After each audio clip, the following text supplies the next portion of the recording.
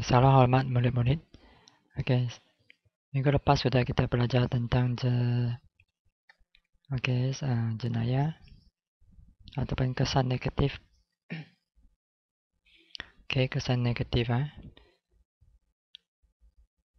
inovasi dalam perkomputeran. Lepas itu kita ada belajar kesan positif. So di sini ini rujuk kepada kesan negatif lah, kesan negatif. Rujuk kepada kesan negatif. Kemudian ini adalah kesan positif. Kesan positif. Rangkaian di sini maksudnya internet kan. Contohnya sekarang duduk di rumah, so semua boleh gunakan wifi. So ini semua adalah rangkaian lah. Guna Zoom dulu mana ada Zoom.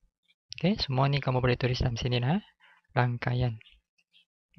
Rangkaian Zoom di sini dia tak ada tulis, boleh kamu tulis lah. Zoom, Google Meet, semua itu boleh. Storage. Ini paling famous ialah Google Drive lah. Google Drive dulu kita guna pen drive. Dulu kita gunakan proper disk, CD, pen drive. Sekarang teknologi baru pula. Ini Cloud Storage ataupun Google paling popular Google Drive lah. Semua Google conquer, kuasai semua teknologi ni.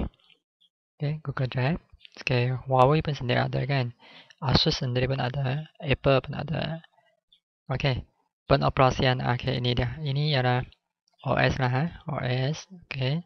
So sekarang kita tengok negatif ni pun sudah kita tengok. Kita sambung. Etika. Ini tak susah sangat. Tapi kalau bersebut tentang etika ni, dia mesti melibatkan nanti kita akan tengok. Apa maksud dia? Dia akan terlibat dengan undang-undang pula. Etika. Tajuk ni tulis salin nota ni salin nota ni. Cikgu warnakan. Etika dalam perkomputeran. Apa maksud ni etika? Rujuk standard panduan mengawal perlakuan pengguna komputer supaya lebih bermoral. Contohnya apa etika? Kalau kita guna Facebook. Jangan post berita yang kita tak pasti.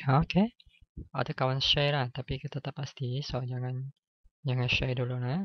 Confirm dulu berita tu benar. Kalau benar, adakah dia mengganggu emosi rakan-rakan ataupun orang lain? Kalau ya, jangan post lah. Jangan post, berfikir dulu lah. Ini etika. Ini dicadangkan oleh Institut Etika Komputer. Dia ada institut dia. So etika di sini kamu salah, kamu tidak akan ditangkap lah kan. Ini etika. Tapi kalau melanggar undang-undang itu lain cerita. Contohnya di sini. Etika. Boleh ingatkan 1-2 etika lah. Ini contoh etika. Contoh aktiviti mungkin anda boleh ambil satu lah. Ini etika dia. Dilarang menggunakan komputer dengan niat untuk membahayakan orang lain. Ada kan kawan. Dia sengaja guna komputer orang lain. Lepas itu kacau komputer dia. Ada kan orang macam ni mencipta tulisan virus. Dia cipta orang hebat lah ni ataupun menyebarkan virus ini orang yang kuat lah kuat. Ini contoh etika. So anda boleh baca dalam buku teks sama ni. Ini biasanya kawan ada buat kan. Gambar kita kan, dia ceroboh masuk ambil gambar kita. Ada tak? Ada kan. Ini satu lagi, menggunakan komputer untuk mencuri. Komputer macam mencuri. Sekarang boleh tak menggunakan komputer untuk mencuri duit? Contohnya sekarang popular salah pay handphone kan. Di sini dia bukan hanya rujuk kepada komputer lah, handphone pun boleh lah. Betul-betul etika juga. Banyak lah di sini. Semua ni etika. So situasi ni kamu perlu baca ni situasi ni. Sebab soalan akan keluar macam ni lah. Contohnya dia keluarkan satu statement ini. Ali contohnya dia membuat satu cerita. So Ali contohnya dia menggunakan komputer orang lain tanpa meminta izin. So berdasarkan ini Ali ni telah melanggar etika ataupun undang-undang.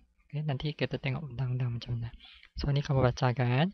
fahamkan dia. Ini tak perlu hafal semua, tapi fahamkan macam mana erti melanggar etika lah. Nanti kamu bandingkan dengan undang-undang macam mana. So di situ kamu dah dapat faham, kamu akan ingatlah. Okey, ada tak di sini dia undang-undang? Ada tak? Cuba tengok undang-undang.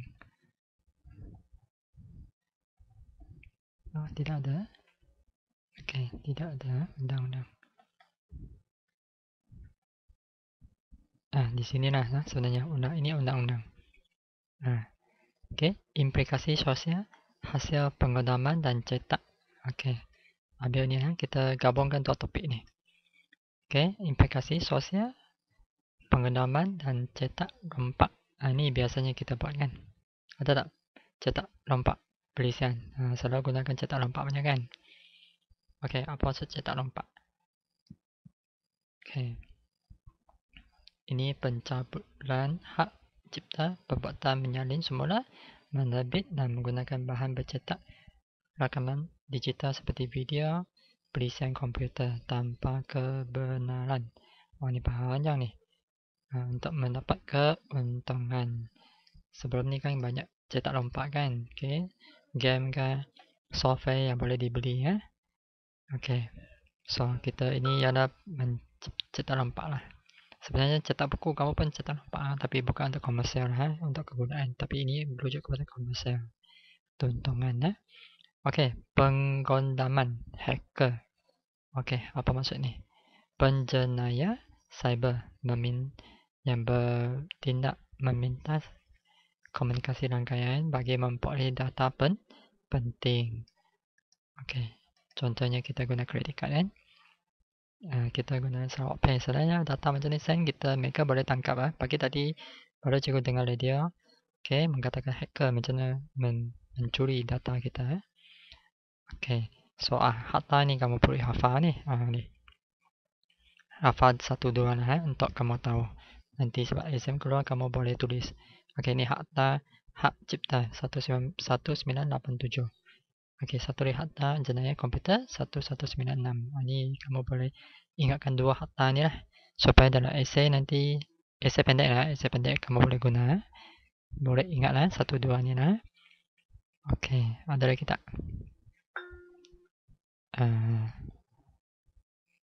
Ni satu lagi. Undang-undang cyber. Ni satu lagi undang-undang. Okey, undang-undang cyber. Okey, undang-undang cyber. Okey, ini apa maksudnya? Merupakan peraturan yang ditetapkan oleh pihak berkuasa. Ni ada hukuman ni kepada pensalah. Okey. Yang orang yang buat salah Okay. Kalau guna Facebook ada tak undang-undang dia? Okey. Di sini banyak undang-undang dia lah. Ini perkembangan undang-undang. Okey. Boleh ingatkan 1-2 lah. Tadi sudah kita tengok ni harta jenayah. Hak Okey, akta hak cipta. Okey, ada lagi tak? Ini dah akta perdagangan elektronik. Sekarang kamu selalu beli barangan Shopee. Okey, ni akta perlindungan data pribadi. Okey, contohnya data dan Facebook kamu. Okey, itulah jangan post terlalu banyak Facebook kamu.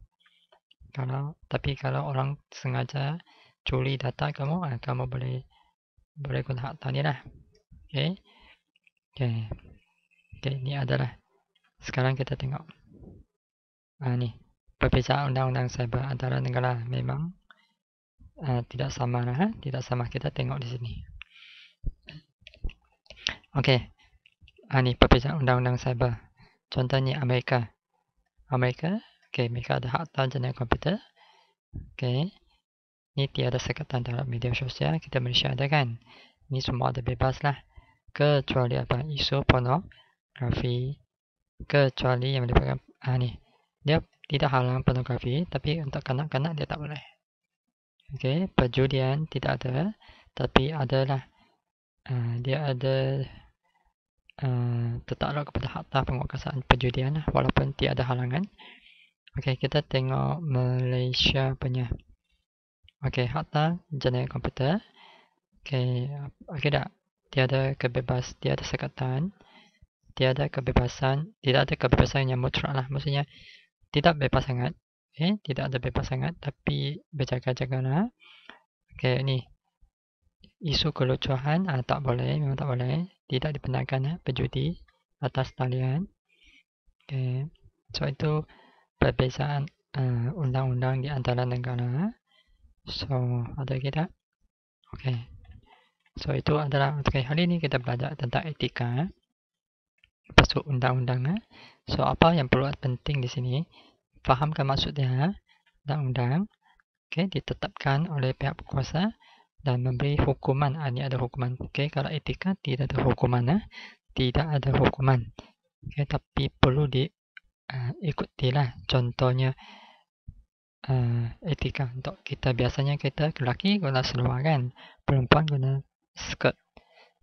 Kalau lelaki nak pakai skirt boleh tak? Boleh kan? Tapi tak sesuai lah. Dari segi etika tidak sesuai. Ini implikasi sosial dia, pengalaman dan cetak lompat. Ini melibatkan undang-undang, bukan etika lagi. So untuk seterusnya kita akan belajar untuk kemudian. Ini 114 ini. Kita akan belajar kemudian hari ini. Untuk hari ini kita hanya belajar etika dan undang-undang, pengalaman, cetak lompat, semua itulah. Itu saja pembelajaran. Sekian, terima kasih.